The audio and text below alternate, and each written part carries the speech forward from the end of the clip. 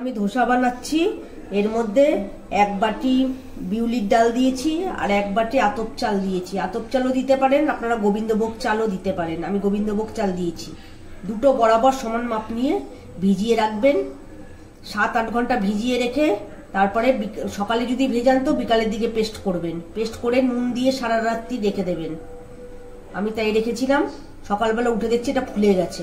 তারপরে আপনারা সকালবেলা ব্রেকফাস্টে কি দুপুরবেলা কি রাত্রি বিকালেও খেতে পারেন। আমি এবার বানাচ্ছি, আপনারা দেখুন। এই তাওয়ার মধ্যে তেলটাকে ব্রাশ করে নিচ্ছি।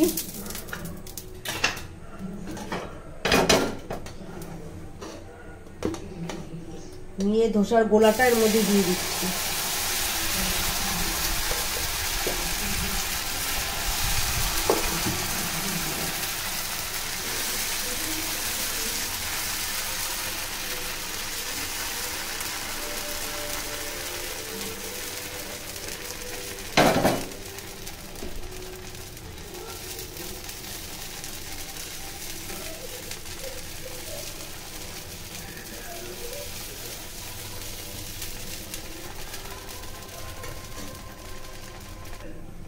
মাঝখানে আপনারা একটু তেল ব্রাশ করে দেবেন বা চামচ দিয়েও দিতে পারেন। আমি তেল ব্রাশ করে দিচ্ছি ওপরটা।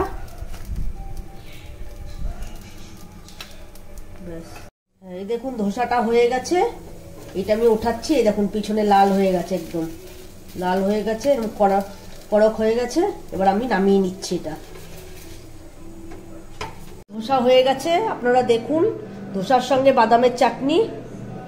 আপনারা এরকম ভাবে বানিয়ে খাবেন বাড়িতে। খেয়ে দেখুন কেমন লাগছে। লাইক, শেয়ার আর কমেন্টস করবেন। Thank you.